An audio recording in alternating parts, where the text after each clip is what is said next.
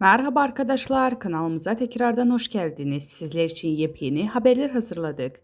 Bergüzar Korel, imkanı olan Londra'ya gelsin sözlerinden sonra gelen eleştirilere tiye aldı. Arka planda çocuklarım var.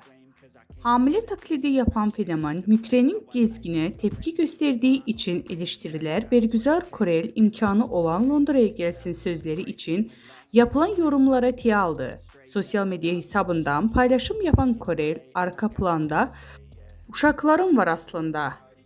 Metro da benim hikaye paylaşayım diye hazırlandı ifadelerini kullandı.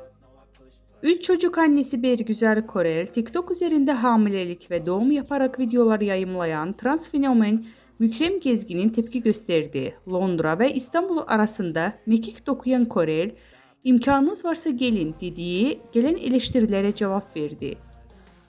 Sosyal medya hesabından yaptığı paylaşımlarla zaman zaman gündem olan oyuncu, yurt dışında yaşadığı için gelen eleştirilere metroda çektiği fotoğrafları yanıt vererek şu sözleri tiye aldı. Fotoğrafların arka planında uşaklarım var aslında.